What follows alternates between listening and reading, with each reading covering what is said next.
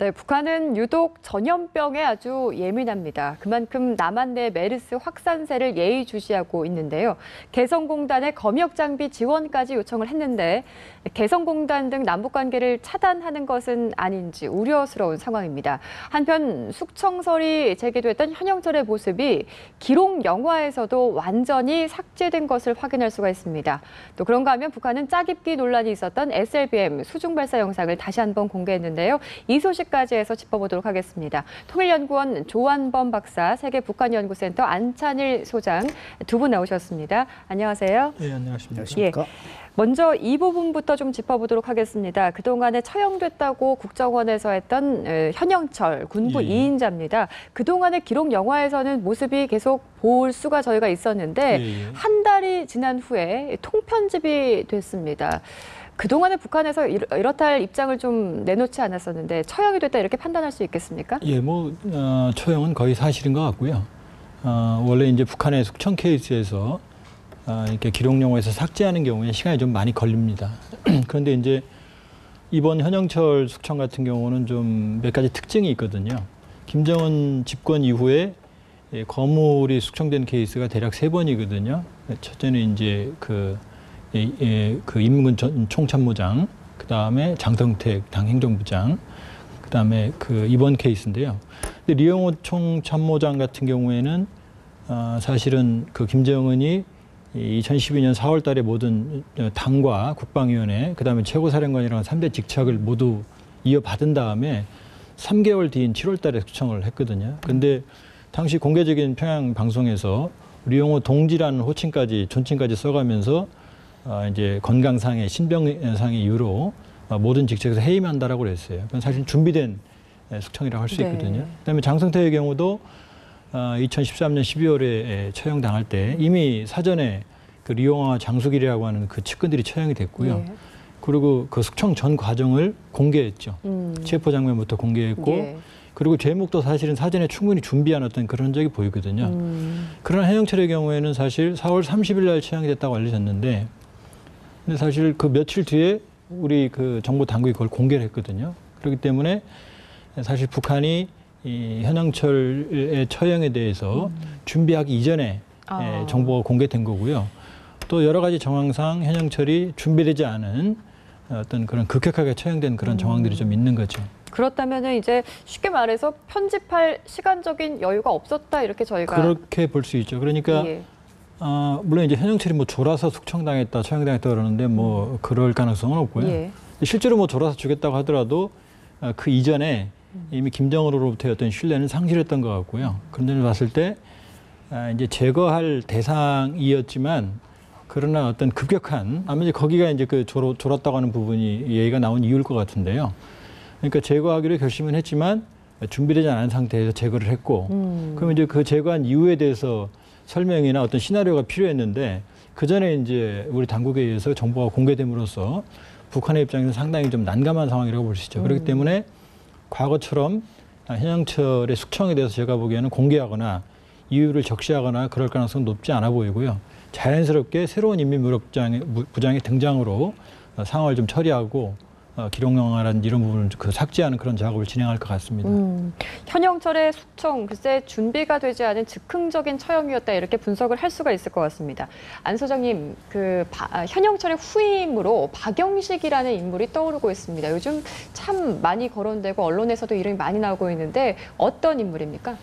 박영식은 이제 전문 정치 일꾼, 당 간부라고 볼 수 있습니다. 2009년에 평양방어사령부 정치위원으로서 중장급 자리에 있다가 이제 그동안 지난해 이제 4월경에 총정치국 조직부국장으로 발령을 받았습니다. 그 전에는 이제 김숙일 평양시당 책임비서가 그 자리를 지켰는데 거기에 잠깐 공백이 있다가 이제 박영식이 조직부국장에 올라갔는데 이 사람이 이제 결국 전문 당 일꾼으로서 무력부장에 임명된 것이 이제 확실하다면 거의 지금 김정은이 수행하는데 박영식이 대장까지 별을 하나 더 달고 원래 조직부국장은 상장이 편제상입니다. 근데 대장을 달고 무력부장이 따라가야 할 자리에 따라가는 거 보면은 무력부장이 됐다는 게 거의 기정사실화되고 있는데 문제는 그동안 이제 야전군 출신 현영철이라든지 김영춘이라든지 뭐 그전에 오진우 뭐 이런 모든 이제 사령관 사단장을 거친 이런 야전 군인들이 주로 무력부장을 맡아왔는데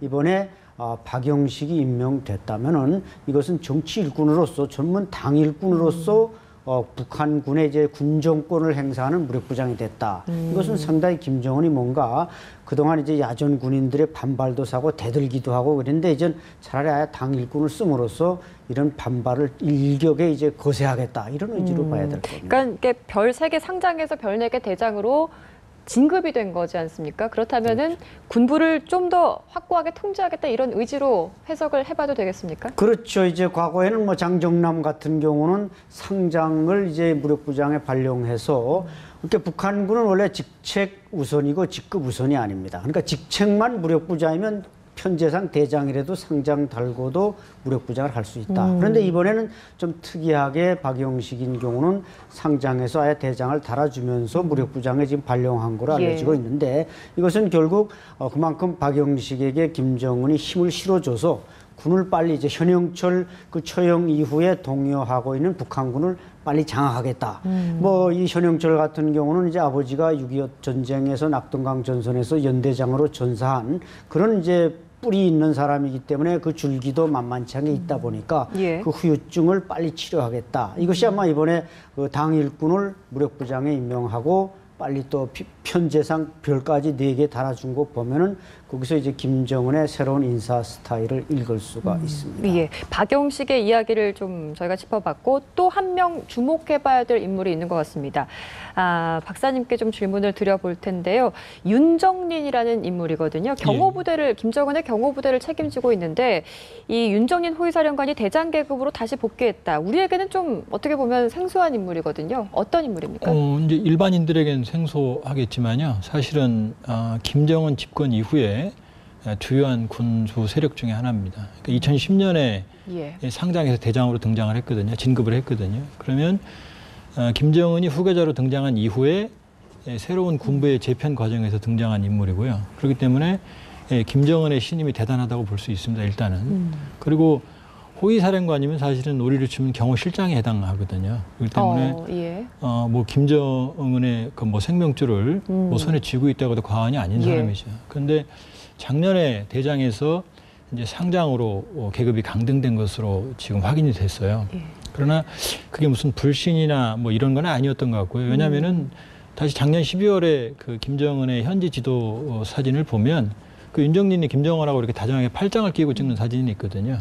그렇게 본다 그러면은 윤정린이 뭐 이렇게 계급이 낮아졌다 높아졌다는 걸 그 강등과 복권은 하고 있지만 그러나 김정은에 대해서 김정은의 신뢰는 변함없다고 보여지고요. 그렇기 때문에 뭐 윤정린은 사실상 지금 아까 새로 등장한 박영식 대장도 있지만은 김정은이 가장 총애하는 군부 측근 중에 하나라고 볼 수 있습니다. 근데 궁금해지는 게 윤정린 같은 인물이 이제 진급과 강등을 좀 여러 차례 반복했다 이렇게 설명을 해주셨는데 이게 신뢰를 잃어서라는 게 아니라고 말씀을 해주셨잖아요. 왜 그러냐면은 지금 윤동현 인민무력부 부부장, 이제 우리 지금 국방부 차관이죠. 이 사람 같은 경우는 김정은 집권 이후에 40개월 동안 6번 계급이 바뀝니다. 6번 바뀌고요. 그 많은 사람들, 많은 군부 인사들, 지금 우리가 알고 있는 군부의 핵심 인사들 중에 계급의 강등과 복권이 경험이 없는 사람이 없어요. 왜 이렇게 자꾸 롤러코스터를 타게 되는 거죠? 김정은이 군부를 길들이는 방식으로 소위 뭐 계급장 정치, 견장 정치를 하고 있는 건데요. 사실 굉장히 위험한 거죠. 왜 그러냐면은 김일성 집권 근 50년간 인민무력부장이 5명입니다. 그다음에 김정일 집권 한 17, 18년간 3명이거든요. 그러면 아버지, 할아버지 시기에 인민무력부장의 평균 임기는 10년이에요. 오진우 전 인민무력부장 같은 경우는 거의 20년을 인민무력부장을 하거든요.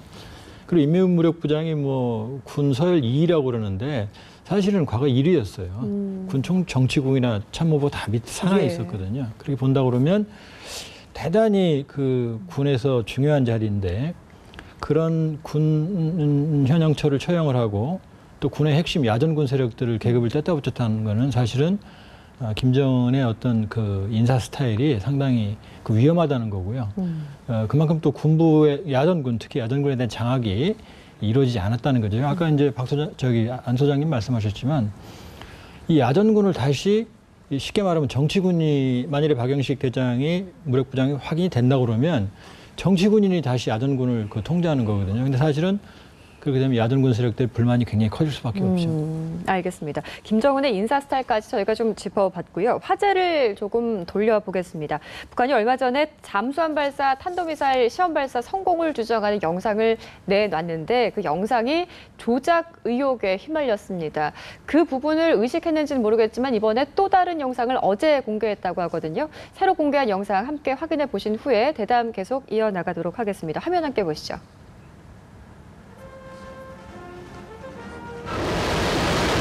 네, 북한이 공개한 SLBM 시험 발사 영상인데요. 미국의 잠수함 발사 탄도탄 SLBM 발사 영상을 도용해서 공개를 했다가 국제적인 망신을 당한 바 있습니다. 그러다가 7일 만인 어제 또 다른 영상을 공개한 건데요. 멋있어, 성공이야, 대단하오 라고 하시면서 경야는 최고사령관 측에서는 우리식의 공격형 잠수함에서 탄도탄을 발사할 수 있게 된 네, 것은 조선중앙TV에서 발표한 내용입니다. 김정은 제1위원장이 지난달 8일 SLBM 시험 발사 참관 당시의 영상을 방영했습니다. 네, 영상 함께 보셨는데요, 안 소장님. 예. 조작 의혹이 한 번 있었습니다. 그리고 그렇죠. 어제 또 그걸 좀 의식했는지 모르겠지만 또 다른 영상을 공개했거든요. 그렇죠. 어떻게 보셨습니까? 짜깁기인 게 확인이 좀 되는 건지. 최초 공개는 분명히 짜집기처럼 보였습니다. 예. 시통하게 모든 그 화면들이 똑같이 나왔는데 예.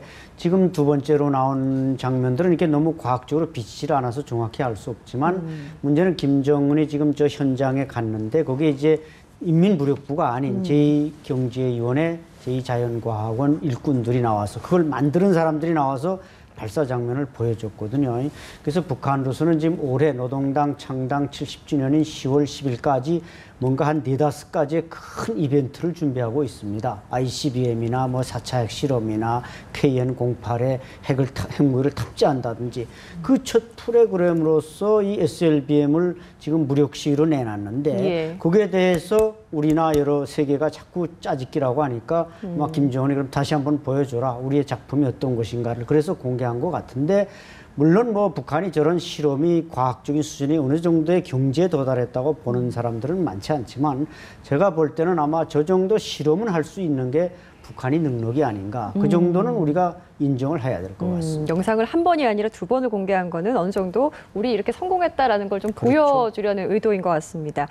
이제 본격적으로 메르스와 관련된 남북관계 이야기를 좀 해볼 텐데 지난해 에볼라 바이러스 때 생각해 보면은 굉장히 좀 북한에서 예민하게 반응을 했던 것 같습니다. 온 빗장을 좀 차단하고 대대적으로 좀 검역을 했었는데 이번에도 역시 좀 비슷하겠죠? 메르스에 그렇죠. 대해서. 뭐 이 예. 에볼라 때문에 국경에서 진행되던 또 해외에서 관광 오던 것을 모두 차단했거든요.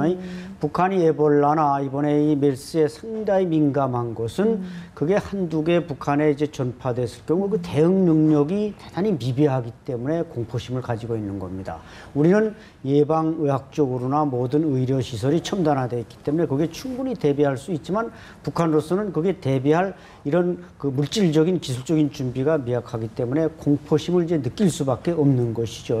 그러다 보니까 아마 이번에도 지금 여러 가지로 광주 그 유대회도 지금 신청을 미루고 있고 예. 또 개성공단에 뭐 의료 장비 지원 요청해서 우리 정부가 긍정적으로 검토하고 있지 않습니까? 예. 이것은 결국 북한이 뭔가 남북 관계에서 그걸 또 레버리지로 활용하라는 전략적 의도도 있지만 그런 전염병에 대한 북한 당국자들의 이전 공포심 이런 예. 것을 이제 한눈에 읽을 수 있는 사례라고 봐야겠습니다. 북한에서 이 메르스에 대해서 굉장히 예민하게 반응을 하고 있는데 박사님 그래서 그런지 우리 정부에 요청을 한 내용이 있습니다. 잠깐 좀 언급을 해주셨지만 검역 장비를 좀 지원해 달라.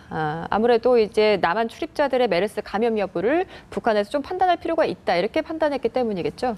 그렇죠. 만일에 이제 메르스를 빌미로 해서 뭐 개성공단 사업에 영향을 미치려고 했다고 그러면 장비 요청을 안 했겠죠. 그러니까 아마 대단히 실용적인 관점에서 개성공단을 오고 가는 남측 인원들에 대해서 이제 자기들이 검사할 수 있는 능력을 보유하고 이제 거기에 따라 만일에 이제 발해를 한다든지 하면은 이제 그 개성공단에 그 출입을 저지하겠다는 생각이죠. 그렇기 때문에 이번 경우에는 뭐 상당히 그러니까 북한으로서는 개성공단이 굉장히 중요해요.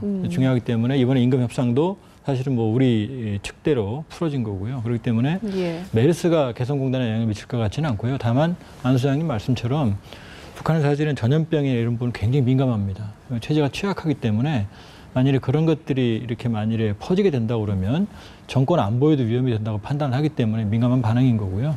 북한이 이 메르스를 이유로 남북관계 전반에 적용하거나 그럴 가능성은 높아 보이지 않습니다. 하지만 또 이제 우려스러운 부분이 방금 말씀을 해주신 이게 좀 일이 커지게 되면은 개성공단 출입까지도 좀 막을 수 있는 가능성이 있지 않겠습니까? 만약에 북한에서 늘 그래 왔듯이 일방적으로 통보를 하게 된다면은 우리는 어떻게 여기에 대처를 해야 되겠습니까? 이제 그럴 가능성을 전혀 배제할 수는 없죠. 예. 그러나 지금 뭐 정부 당국에서 말하지만 이제 상황이 그렇게 나빠질 가능성은 높지 않고요. 다만 이제 그 북한이 메르스에 대해서 과도한 어떤 반응을 보인다 그러면 우리 정부에서는 뭐 철저한 검역이라든지 격리라든지 또 의심 환자의 어떤 개성공단 출입에 하는 부분을 철저하게 만일에 그 통제를 한다 그러면 북한이 과도한 상황까지 가서 뭐 개성공단에 영향을 미치거나 그러지는 않을 것으로 판단이 됩니다. 예, 알겠습니다. 안 소장님 조금 전에 언급해 주셨지만 광주 하계유대회에 아직까지 북한이 기존엔 참가하겠다 이렇게 의사를 밝혀왔는데 글쎄 아직까지 메르스 때문인지 모르겠지만은 최종 선수 등록을 하지 않은 상황이거든요. 네. 스포츠라는 걸로 이제 남북관계 경제 국면을 어느 정도 좀 풀어나가 볼 수 있을까 기대를 했었는데 만약 여기 불참하게 된다면은 또 그런 부분에서 또 얽힐 수가 있겠네요. 그렇죠. 불참한다면 상당히 아쉬운 일이고 또 10월에 열리는 문경 군인체육대회도 있는데 예. 북한이 이번에 아마 저 유대회 참가하기 위해서 뭐 민용원단도 준비하고 선수단도 많이 준비한 것 같은데 이 메르스 자체가 이제 중동 호흡 증후군 아니겠습니까? 예. 호흡곤란 증후군이기 때문에 북한은 아마 지금 계산을 하고 있을 겁니다. 그러나 그 D-Day를 넘기기 전에 뭔가 결론을 내리리라고 보는데 조 박사님 말씀대로 우리가 뭔가 이렇게 이걸 통해서 북한에 뭔가 지원도 많이 하고 그럼 또 북한은 이걸 아마 빌미로 해서 우리 좀 지원도 받아들이고 그렇기 때문에 이것이 꼭 악재라고만 볼 수는 없고 오히려 이것이 이제 개성공단에 대한 지원이나 또 유대회에 대한 북한의 어떤 우리가 좀 전폭적인 지원 이런 걸 통해서 오히려 메르스가 어떤 오작교 역할, 남북한을 이어주는 오작교 역할을 할 수도 있다. 이렇게 볼 수도 있습니다. 네, 조금 이어지는 질문이긴 한데요. 마지막 질문 하나만 좀 드려보겠습니다. 박사님, 그 메르스가 분명 좀 북한에서도 예민하게 반응하고 있긴 하지만 꼭 이것이 악재로 작용할 것인지 어떻게 보면 좀 희망적인 이야기일 수도 있겠습니다만은 이런 부분을 좀 같이 이겨내면서 남북 관계가 조금 더 돈독해질 수 있으면 참 좋을 텐데 어떻게 좀 예상하십니까? 가능성이 있습니다. 왜냐하면은 그 북한은 사실은 여러 가지 예. 이 경제적인 사정이나 김정은 정권의 불안정 때문에 남북 관계를 개선할 필요성이 직면해 있어요. 그래서 끊임없이 오이사주 체제와 금강산 관광 사업의 재개를 요구하고 있고요. 그렇기 때문에 이번 6.15 경우에는 뭐 현영철 사건이라든지 아니면 여러 가지 내부 불안정의 요인을 미친 것 같고요. 그 공동행사 무산이. 그렇기 때문에 광주 유니버시티에 그다음에 또 8.15 또 있고요. 또 문경 군인체육대회도 있고 그렇기 때문에 어느 정도의 남북한의 접점만 찾아진다고 그러면은 이 충분한 어떤 남북한 간의 협력에 가능성은 아직 남아있다 이렇게 볼 수 있습니다. 예, 알겠습니다. 지금까지 통일연구원의 조한범 박사, 세계북한연구센터의 안찬일 소장과 함께 이야기 나눠봤습니다. 오늘 두 분 말씀 고맙습니다. 고맙습니다.